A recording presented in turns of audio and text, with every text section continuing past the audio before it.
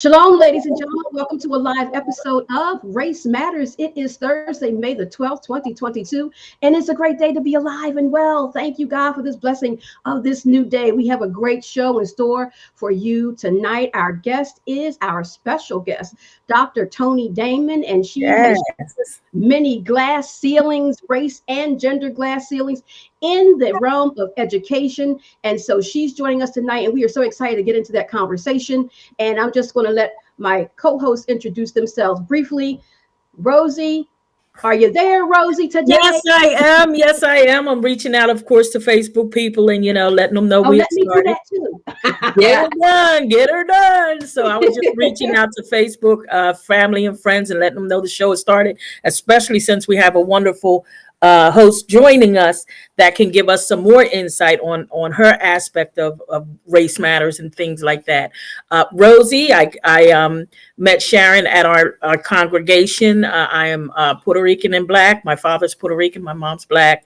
Born and raised in Camden, New Jersey. I live right next door to it. So it's Pennsauken, but I call it Cam Salkin because I still consider myself home. So, raised with my brothers and sisters in Camden. So we had a great time. And, we really saw a diverse group of people that grew up in our high school. So that we went to school with. So that's my background. And I'm just here to give you all some insight on my life experiences, not my any kind of degrees or anything, but just my life experiences growing up and with my job and different things like that. So at this point, I'm going to throw it up to Miss Mariana. Miss Mariana, can you go up and do what you got to do? Yeah, my name is Mariana. My exposure to, diversity and why all of this is important, came from not speaking English when I first moved here from Moldova as a teenager. And I had to take a few ESL classes. And then, it just kind of took off from there. But, I was in a quite diverse environment for a few years there. And later on met Sharon in a diversity class. And here we are. Yeah, excited for our speaker tonight. Yes, here we are. So, ladies and gentlemen, click the notification bell so you'll be notified whenever we're on. Subscribe to the channel, like the page, and share the feed. Put comments and questions in the feed so we can get your questions answered, hopefully, and share your comments. So now we're going to talk to Dr. Toni Damon, high school educator, high school administrator, high school principal, and who knows what the rest of life has in store for her. Welcome, Dr. Toni Damon. Thank you for joining us tonight. Thank you. Good evening, everyone. How are you tonight? Good evening. I'm good. Thank you for taking time out of your busy schedule. Let the audience know a little bit about you and your educational journey that got you where you are today. Wow. So, again, like you said, my name is Dr. Toni Damon. I am the proud principal now at Cherry Hill High School West. You say a little bit about my journey. The unfortunate thing is my journey is not little. It's not small. Mm-hmm. And, along the way, there's been hiccups. So, I was born and raised in North Philadelphia. My mother was a single parent. And like many young people, my mother had aspirations for me that I didn't have for myself. She put me in the High School for Engineering and Science, one of the blue ribbon, top-notch schools in the city. And she expected that I would go to college. I thought I would go to college too.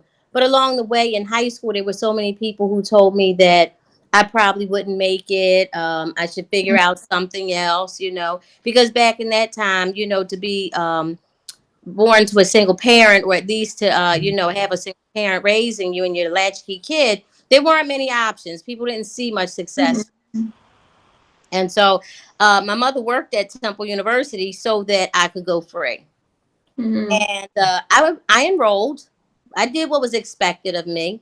But what I can honestly tell you at the time, it was not my passion. And so I wasted all that time, energy, and money. First 2-3 years, I dropped in, I dropped out. Either I left or they put me out, academic probation, all that kind of drama, right? Wow. Right. I finally decided to figure out what my passion was and pursue that. And I always loved to do hair since I was a little girl. And so I just decided to go to beauty school. And so it just opened up a whole new world for me. I became a hairdresser. And Sharon, that's how we met. That's And how we met. I worked downtown in the hair cuttery for a number of years, met some wonderful people. I owned my own beauty salon. But I always wanted to still be a teacher. So I continued to persevere and take classes here and there at Temple University. And I can honestly tell you the academic advisors and the counselors and the support personnel there, they seem to always have my back. And I was there for 13 years. It took me 13 years to get a bachelor's degree. But it was a secretary that said to me one day, "Hey, Tony, you want a job?" And so I said, "Sure." And she connected me with Chester Upland School District.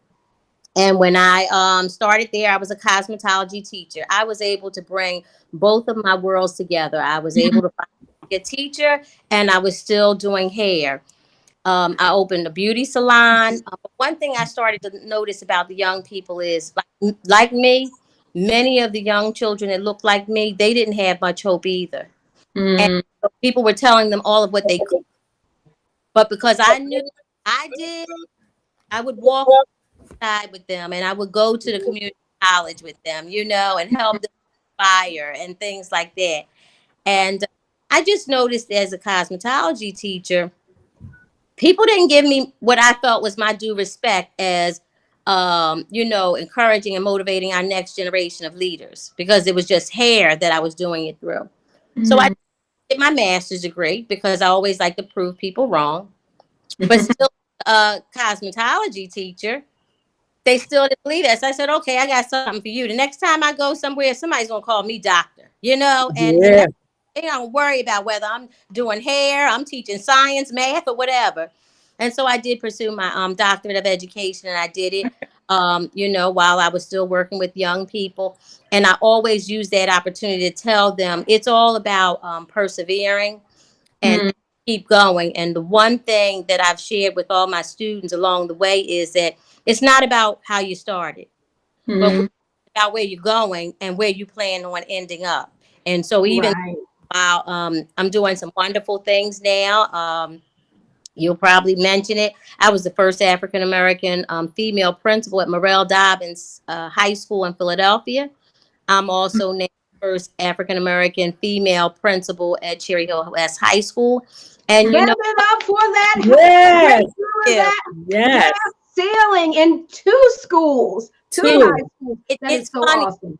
Don't set out to do that, but when you persevere, when you strive and keep on striving, doors open for you. People recognize that. And that's where my journey leads me right now. And I'm just loving life right here.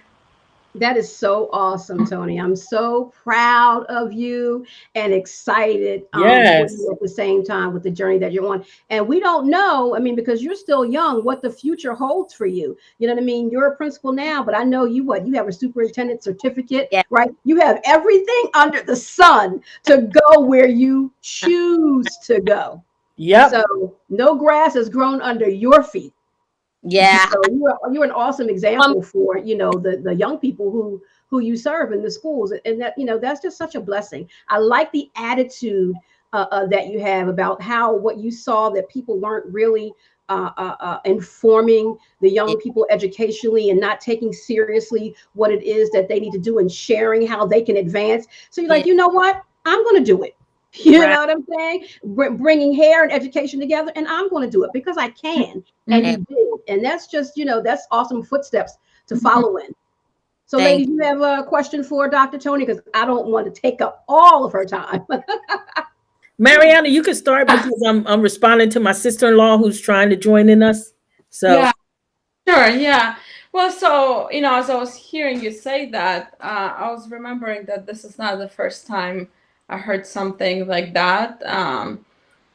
And in various occasions, it was actually people of color who heard that from someone in education, from a guidance counselor or someone else who told them, "Oh, you're not going to be able to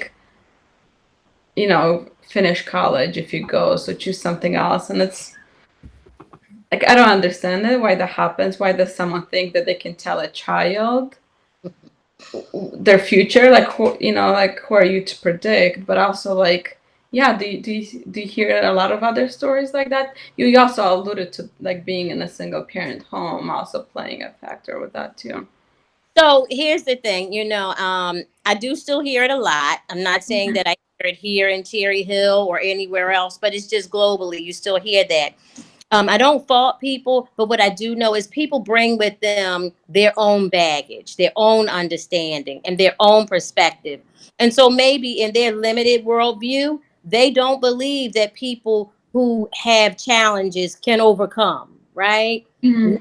They themselves have not overcome to where they wanted to get to, right? And so they bring that, and unfortunately, they unpack all of that onto the children in front of them. And that's why that happens quite often. I know a lot of school districts across the country, they're doing professional development. They're trying to share and educate, teachers and counselors, because it's just lack of knowledge. People don't know better. And when you don't know better, you don't do better. Right. And I hear sometimes people hear that and they're like, I'm gonna prove you wrong, and that happens quite a bit. But that can also really discourage some people, right? And like, I'm sure there's already, and I wonder if you are facing some of that, like your own internal doubts, right? You're going into new spaces, right? Yeah, you bring that, I had a lot of insecurities along the way. When I started from North Philadelphia and then I went to Chester, I was comfortable. The community was similar to Philadelphia, but then when I moved to Delaware County, I felt like a fish out of water, right? Yeah. So I questioned every move I made. But I was confident in knowing that as long as everything I did was grounded in research or evidence-based practices, I would always have that to support me. And so rather than people looking at me and decisions about what I said, I could always say, well, this is what the research says. That's good. Mm. That's awesome because you have that backup, that you could show them, because a lot of people, I think, like you were putting it just now, a lot of people think you're just making opinions, and that you don't have anything to back it up. And, there were things that I've even said on this show in the past, and I've read it and I backed it up with that, but then people say, oh, she's not right. And I said, that in my opinion is somebody's opinion. They don't know what I looked up. They don't know what I got my information from. And I accept that. If they think that I'm wrong, that's fine. But that's not going to make me change how I feel about a certain thing just because you disagree with it and you're so aggressive about trying to either prove me wrong or try to make me change how I view it. And you got to be a confident and comfortable person within yourself to be able to handle that. And that's why we were talking earlier. I'm so impressed with the different locations that you worked at, because the sphere of people that you had to deal with and the change of environments and the mentality change. That's just like somebody getting married and expecting the wedding to work perfectly and finding out that you got somebody's got nuts on each side, because now that y'all together, the nuts are coming out. That's right. And you got to balance the two. You've got to be able to say, okay, I'm here now, so my mindset has to change to fit this environment, because I can't bring the mentality of that last place I was at, because as a lot of people look at things, because when people say the hood, I say the whole world is a hood. It's whatever hood you are in, but when they say, oh, this person came from the hood and they don't talk right, you have to shift one, especially in your position. You have to shift how you're dealing with this other group, because then if you talk the way you did in the other location, they're going to say, oh, she's not even smart. She's not intelligent. Yeah, she's smarter than y'all, have more degrees than all of y'all, but it's a balancing act, correct? Like, you have to know that dance. And it is, but the other thing is you have to know yourself. To bring with authentic self. And I talk about that all the time. I joke with people. I said, listen, what you see is what you get. I'm going to tell you how I really feel. I'm going to be respectful of people's feelings, opinions, but I can't say something that I don't agree with or that's not true, at least in my own mind, because I'm at the age and stage in my life and career. I might very well forget what I told you last week if I'm not telling you the truth, right? Woo. Took some time to get there, but you know, if you stand in your truth and you make sure that you're just saying that this is what I believe, Mm-hmm. can't go wrong. And guess what? People are gonna like you or love you regardless who you Regardless. Mm. So And you, Tony, how hard was it? Even though I know you said you weren't trying, but are. how difficult was it for you to become the first African American female principal? One, okay, you have an urban environment such as Philly, right? But then you come to a suburban, if I can call it suburban environment in Cherry Hill in South Jersey. How difficult was it to break through that ceiling? And was it harder in one place than the other? So I'm gonna be very, very honest, and this is not arrogant at all. It wasn't hard. The Okay. hardest part was the preparation. Mm. Preparation prior to even knowing that these opportunities existed. So, like I said, I started out, it took me a long time to get my bachelor's degree. I think that was the hardest thing I've ever done in my entire life. Then I decided, I needed to move forward and get my master's degree. To me, that was easy. Because Hmm. all the hard energy that I put into getting the bachelor's degree, I had to learn how to sit in a class for 2 and 3 hours. mm, How to papers, that's where you really learn how to do the work of academia. And so to go get my master's degree and then to while I was there get 3 certifications, special ed, principal certification, and vocational director certification. That wasn't that hard because I already knew how to write the papers, do the work. mhm. Then when it was time to go back and get my doctorate in education, again, the hardest part of that, right, is the time commitment, the sacrifice Yes. that you make because you've learned how to write a paper, a dissertation, Hmm. honest, is nothing more than a long assignment, right? It can Yeah. be a long Right. year, A Right. very long, long assignment. Very but long. it's research paper, right? I mean, if you do a Yeah. 5 paper versus a 205-page paper, it's still a research paper. Right. Um, so when I did that, I also got my superintendent letter of eligibility in Pennsylvania and New Jersey as well.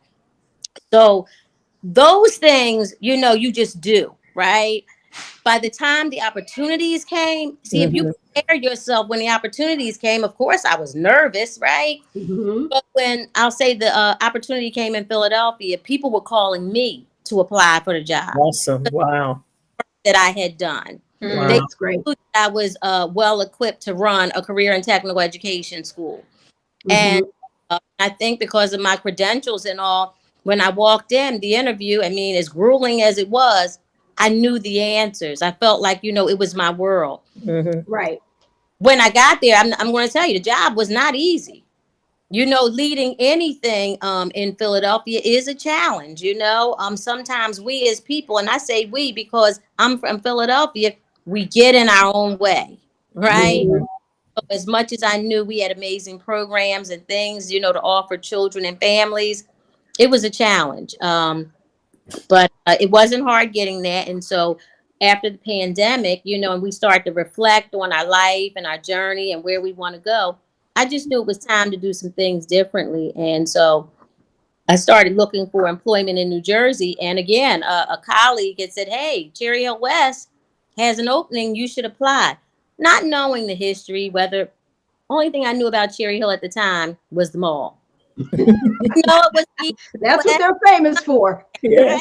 You probably would have met all your students there. I probably would have, right, had we not been in this pandemic. And so it was interesting. I applied not knowing any of the dynamics, but again, knowing that I had worked hard over the years to prepare myself for any opportunity that came my way.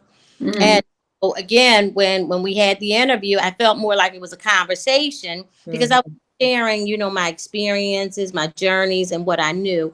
And it wasn't until I think after I was hired that people started telling me that I was the first African American woman there.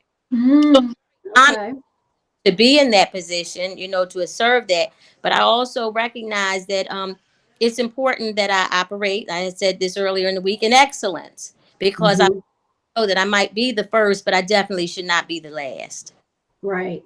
That's an indefinite Mm. great attitude to have to Mhm. operate in excellence because Mhm. there will be people coming behind you. Like you said earlier in the week on the other show, someone at Dobbins is now a black female, right? Yeah. Who was the principal, right? So she's It's black. following in your footsteps.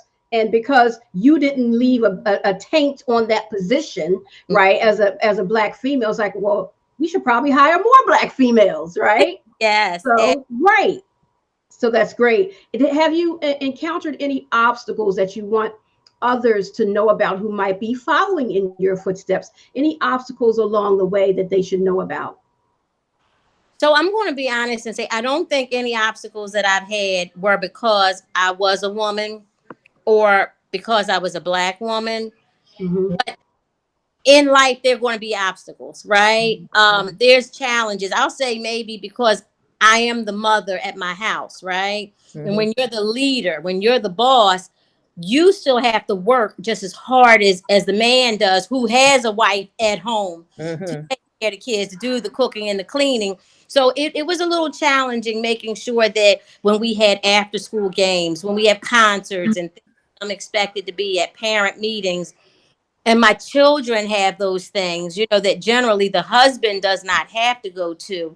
Those were the challenges. And so I would just say to any woman in leadership, and I think in any, just know that set your situation up so that you have that support, either that partner, that family that are there to help support you. And if you don't have that, make sure you put in place the right daycare and systems so that you're not shocked. That leads me to the next question about support. How can, or what have you seen be a support for women educators who are in higher positions of education, such as yourself? And so are there support groups, support networks for you all? Does that need to be developed more? What does that look like? So I think it does need to be developed more. There are little pockets, but it's not anything that's global, right? For female leader educators, right? Or female leaders. I've seen conferences and things like that. I believe it was just maybe a day or two ago, I participated in a workshop for how to lead in education as a woman. And one thing that we learned from the research of the presenter is that there are not many female leaders in education in the state of New Jersey, right? Mm-hmm. Okay. For intendancy, there's even less. She said there was a good old boys network and she had the data to support it. Mm-hmm. But what she wanted to do, and it was about 20 of us on the line, to start to build that community. And so, that's what we're going to start doing because you have to help one. Yeah. Absolutely. Absolutely. Like you said, you didn't get there by yourself. You had the support of your mom and the community and whoever else you had, along the way that helped you. So, and I think, we've gotten away from that in so many aspects because we're such an I, me society. We become that, but that doesn't help us because that's not, we were created to be relational, and so we need to do more of that. So, okay. Ladies. Yeah, when you're saying, like some of these were, this preparation, they'll adapt to that. And yet, do I hear quite a bit of like drive? And I wonder, was your mom an influence for that? Or where did that come?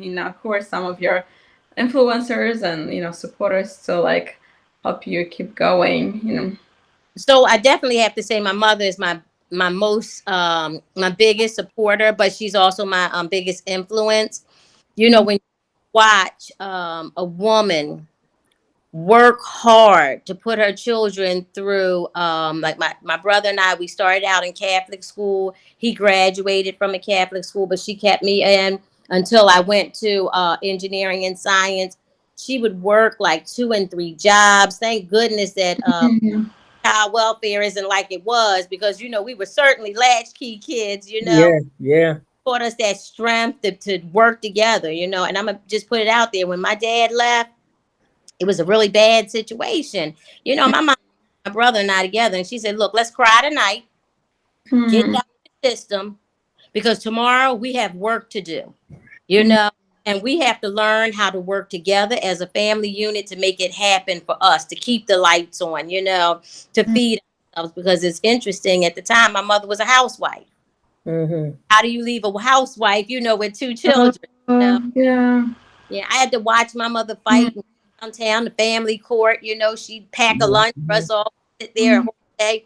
These are the things that you watch and you say, if nothing else, this is me. Mhm. Yeah, So yeah. you've seen her overcome a lot of Absolutely. challenges in Yes. Yes. front And of see, and see, that goes to show the diversity of different ways that people grow up. Because for us, like my mom was a quadriplegic since I was 3 years old, which meant she was paralyzed from the neck down since I was three. We had no father there. So I was only three. So we had children raising each other. And, even with that, I thank God for my oldest sister, because if it wasn't for her, we wouldn't have stayed together, because she actually had to, and I ain't even shared this part of our story, but she actually had to get all of her baby brothers and sisters up, dressed, and take us all down to child court, to the court system. And she was probably only like 14, 15 maybe. And she had to show up there and fight to keep us together, and Right. with our next door neighbor, the our next door neighbor, and to plead with them to keep us together. And they were like, well, if anything happens, who do you have there as an adult that can help you? And that's when he stepped up and he said, I'm their next door neighbor. Wonderful. Whatever they need, I'm there. So, women have been fighting for their families for so long, and the strength of a woman, like, and I pray to God that it gets stronger than it is, because we see so many going by the wayside because of how society has been treating everybody. Yes. But the strength of a woman that fights for her kids is just, it's just like a mother bear.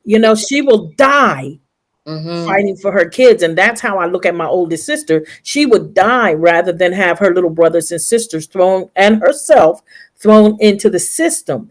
So that was our lifestyle. So we had to fend for ourselves, fight for ourselves, which I guess made us the strong people that we are, especially the women, strong women, and go after what we wanted. There's some things that were held from us, some things that we weren't allowed to do, some stuff that we were told, you're not going to do that. But I thank God for where we are today, and how strong we are. And I thank God, I personally say, I thank God for his presence in that family, because if it wasn't for his presence in that household, I used to always say, we could have had kids at 10, 11, 12 years old. Nobody could have stopped us. Mm-hmm. Nobody Yeah. could have done it. We could have been doing drugs. We could have been living in the streets. We could have been stealing and stuff, but we didn't. Yeah. And in that aspect, I say God had a plan, because I was watching my friends who had the mothers and fathers in the house imploding, Mm. Yeah. imploding, and fighting their parents and having kids and doing drugs. And here we are, 6 kids in a house with a mother who's paralyzed from the neck down, and we're pushing on and doing stuff. You know what I'm saying? So even hearing your story made me feel good about, where I survived, what I survived, So it's a survival thing. Yeah. So 14 and with 5 younger siblings. Yeah, and she had to actually get us up, bathe us, get us ready, and take us down to family court, and then fight for us, because they were going to take us all, put us in foster care, and put her in a nursing home, because she was a quadriplegic, and there was no adult there with us. So, yeah, it's when I think about that, when you were telling your story, it made me think about where we came from and the struggles we had. It's amazing. It's It is. amazing. God is good, right? Yes, Oh, he is. Yes, he is. I'm indebted That's to what him. Carmen put in the Yeah. comments. She said, "Yes, Rosie, you were blessed, and it was only God." Yep. So, and we thank Leticia for her comment, Yeah. talking about thanking us for having a safe place to express ourselves, and the success that Tony is talking about, as well as a safe place to have this hard conversation and discussing the challenges in leadership. Tony, what do you think about the future of education? Are you hopeful? Are you how do you feel about the future of education, where it is now, and the future of education? Listen, I'm very hopeful, and one thing that I can say is that now that the pandemic has come and is still here, I think that what it has taught us with the use of technology, and it has stretched us. Yes, we are having some challenges. It has created learning gaps. But guess what? We've learned, even from our own struggles sometimes, that we can overcome those challenges, right? So, yes, the children might be behind a year or two, but our children are resilient. Rather Yes. than putting them there complaining about, oh, they're behind, let's just jump right in and Mhm. let's start picking up the pace and then Mhm. get there over time. And guess what? We will be stronger for what Yeah. we've come together. Yeah. Yeah. Absolutely. And Yeah. you know what, Tony? Every answer you give is just like, your spirit. You know what I mean? Is shining through. You Oh, are such an example. Yes. And Tony and I, we go way back, but we big. haven't had conversations over these years. We just reconnected on social media. What? Yeah. Last year, and just haven't really had any conversation up until last week about coming on the show. And so Yeah. all that you've done through the Mhm. years that we haven't had conversation, I'm so proud of you. And just to hear Yes. the passion, and the spirit that you bring. The children are so blessed to have you. And I know, you know what I picture, Tony? I picture like those commercials that they have where they have that one teacher or that one principal who meets the kids outside, they're high-fiving them, Yeah. or they made up a little dance or whatever because they just have personal relationships with the kids, and the kids just love seeing Yeah. that one person when they come to school, because you make their day and they want to learn, and they know that I can do all things because Miss Tony, Dr. Tony is behind me and I can succeed. That's the energy that I get from you. Well, you know what? I'm going to tell you, I don't go outside as much because we have so many different doors for kids to come through. But like I said, my door is always open for my students. And it's funny because I am very caring and passionate and accommodating. But the other thing that I am is I don't take no mess from students. Mhm. I have to call a spade a spade. Mhm. You come to my office and you done cuss the teacher out. And then you want to talk about how wrong they were. We're not going to do that because if you want a job, you'd have been fired. So Right. let's not any mistakes. Let's not lie about anything. Just own what you've done, and let's talk about what we can do about it. And you have to have those difficult conversations because this is the truth of it. The world is cruel, right? And if I send you out there, any of these children, to a cruel world to make them think that the world is just going to accommodate them because they didn't understand, that's not the excuse. And And so I just Right. work. That's why I love high school. Dr. Because Tony, Mhm. you from how you put it, it's just see you allow the kids to be real with you and you're real with them. And see, they can handle that. And Right. it's when you And try they to appreciate that too, it's when you because you try to feel it's when both you try sides. to pander to them and when you try to lighten things or try to make excuses that Hmm. they get out of control. But when you can come correct with them like that, then Hmm. there's a level of respect that they'll have for you for the rest of their lives. Even if they don't respect other people, if they ever saw you in the street, they'll be like, hey, Dr. Tony, how are you doing? Hmm. Remember me? And you'll I probably get like, yeah, I remember you. Had you in my office enough.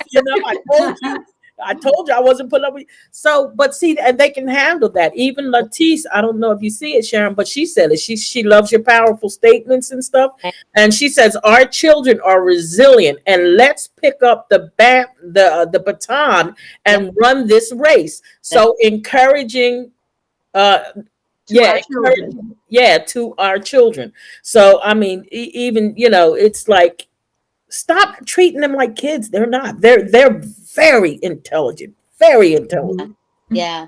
I mean, everybody is different. When we talk Mhm. about equity, that means you give everyone what they need to succeed. And when we talk about even like, because the big conversation now is restorative practices versus discipline. Guess what? It's all the same. When we talk about jail, the truth of the matter is that when you think about the purpose of jail, it was to put people in a place that they could be rehabilitated, so they Right. can back on the other side and be productive citizens. So if we're really talking about disciplining a child, we're talking about helping them understand the mistakes they made, give them either call it consequences, actions, activities that they can think through what they've done and come out on the other side stronger. Mhm. Mhm. Mhm. Absolutely. Yo, you want to head up the prison system, sis? Not at all. No, I'm only messing. But she probably would be great at it if she did. I'm only saying that is because, to think about the prison system was really created to rehabilitate and look at the prison system. Right. I mean, it's called a correctional facility, right? But we know what correcting is really going on, right? And it's a money machine now. It's a money machine now. So, exactly. I'm voting for Dr. Tony. No. So, Dr. Tony, let's talk about this book banning and CRT. What are your thoughts on that? Okay, so first I'm going to talk about the book banning, right? I'm reading all across the country. School districts are banning books, saying that you shouldn't read these. While I'm not fully versed on it, this is what I believe about everything. The Bible even says it. There's a time and a place. There's a season, everything, right? School is not the place for everything. And so when we think about what the purpose of education is for, yes, our children should be enlightened. They should be encouraged to speak their truth. They should be able to explore and identify. But do they need to explore and identify everything in the school? And so I think I'm a little conflicted on it, right? Because I believe in free speech, all that. But I also believe that we have a job to do to really educate our children. We have to be about the business of making these young people college and career ready. We have to make them global citizens, open-minded thinkers.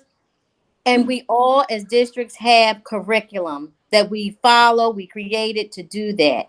Now, when you start allowing any and everybody to just add to it, you have to ask yourself, are we doing what we're supposed to do? Because maybe we're following somebody else's agenda. How do we know? And so I think that districts have a charge to pay attention to what they're putting in front of children. I bet you one thing, they won't put pedophiles in front of children, right? They're very cautious of who they put in front of children. So guess what? Be cautious of what you put in front of children. Right now, there's a big debate, at least I know in New Jersey, about the health and education standards. What they're teaching to young children as far as kindergarten, first grade, second grade, and all this, sex education. And there's a big debate. I have a 7-year-old. I definitely want him to learn some things, but I don't know if I want someone else. Right. Thank you, Dr. Tony. And so it's not that I don't want him to know, but I need to know who's saying what to him. And because like I said earlier, people bring their own perspective and bag them. And so the opinion that they place, so like even reading books, we all can read a book, and guess what? We can all take something different away from it. Correct. But who's leading the conversation about that book? Are we really giving the author's purpose, or are we giving our own purpose to the topic and the conversation? And so I think it's a conversation worth having. I'm not just open to say, oh, let them read and do whatever they want, because it shouldn't be that kind of freeness in education. Right. And I agree. I was listening to a gentleman on Facebook, and that was his argument. He said that exact thing. He said, I want to raise my child in dealing with their sexual orientation myself. He said, I will teach them when I feel they're ready. He said, but I don't think somebody should be able to walk up to my child and then give them their opinions on who should be in relationships, why it's okay for everybody to have any kind of relationship they want. He said, you ain't got a right to tell my kid that. I'm raising that child. I'm taking care of that child. I'm paying the bills. I'm doing this and that and the other thing. And I don't feel that you should have a voice in my child's, raising in that aspect. That's my job as a parent. And you're just a stranger in the street. And that's, I love hearing that, because I think that is so important. Whatever you're doing over there, that's fine. That's you and that's over there. And I respect the fact that that's you and that's over there. I don't have an opinion about it.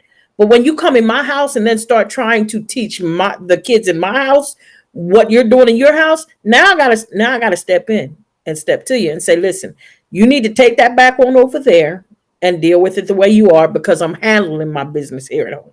Yeah, as educators, we all have to teach children to respect everyone Right. and to appreciate everyone for who they are. Mhm. But to say who is what, how should it be? Right, right. I don't know that that's our place anymore.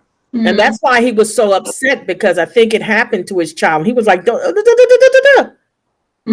You know, Or at a certain age, teach a certain thing at a certain All age. of us right now, we would all be housewives if somebody had their way, what, 30, 40, 50 years ago? girl, stop it. You know that's right. We would not be had a college education. So, you know, come on, Yeah. you know, we let others think for us. Yeah, but actually, along with that, because I can. This is where I think it's important to have the conversations like this, right? And where we can like respect each other and you know, point our own perspectives, right? And have conversations about it, because like I know along with those books being banned, there's a lot of books that address, you know, like the you know, America's history with, you know, racism too, right? Those books are also being addressed. And, you know, unfortunately, you know, a lot of parents are not teaching their kids to be respectful to everyone, right? So what's the balance with that between, you know, like if we allow all the parents to just be the only ones teaching their kids, unfortunately, a lot of parents teach their kids to hate others too, right? And school might be the only place where they get exposed to a different perspective as well from a younger age. But what from a book, right? We all putting all our eggs in one basket, and I'm sorry about that, as if a book is the end all be all. There are a lot of different ways that we can present information, educate children, teach them kindness and character, open-minded thinking. It does not have to come from this book or that book. And I think that's where we're getting hung up on. We Whatever have a question.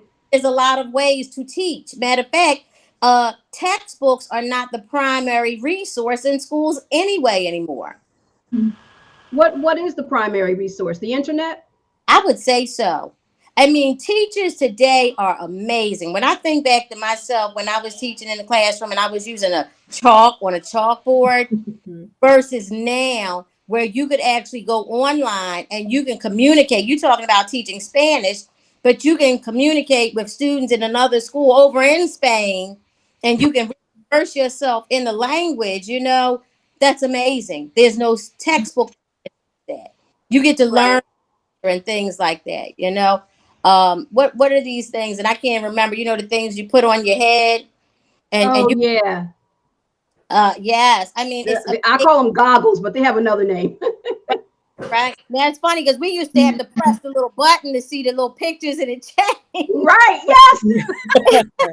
But with the internet now, you actually can download and you find yourself almost walking all anywhere on the earth, right? Right. Mm-hmm. Yes. So Dr. Tony, Damon, there's a question comment on there. from Oh, okay. Leticia says, I agree with you all. However, what happens to the child who has someone at home? Well, she when the meant, if you look, educator- Sharon, if you look under that, she meant who does not have a parent at home. She messed up with that. Okay, who does not have a parent at home, and the educator is the influencer, and the child has no one but the teacher. How do you handle that? Again, it doesn't have to come from a book. The teacher should be teaching tolerance, right? Open-mindedness, but you don't have to do it from this book or that book. And that's what I think we're getting hung up on. And that's slowing down our progress, you know. Right. Okay. But you have so many people that are becoming political and are becoming so aggressive with what is being taught to their children, you know, where they can accept the teachings that we've been getting taught, but when you bring other teachings that are also the true history of America, then they get offended because they think people are going to look at them wrong when it's not them who's wrong, but the history that just needs to you know, to measure up to the true history of America. And then they feel that you're trying to shame their kids and stuff like that. And, you know, it's like you've you want us to accept what is being taught right now, but you don't want to accept the other stuff that should be taught, because now you feel it's a bad mark on who you are racially. As a Caucasian person, you say, you're not making my children feel ashamed of being white. Well, no, we're just saying there's other histories to be brought in here, and you want them to know this, but then you get offended when we want to also show them this side, and they get so it's becoming so political. Oh, don't do this and don't teach them that, and you should be teaching them this. And it's like, listen, we need people like you to say, listen, you're missing the mark, parents or political people, because it's going past being parenting. It's just a political attacks, it sounds like, in some aspects. Well, you know what? Here's the thing.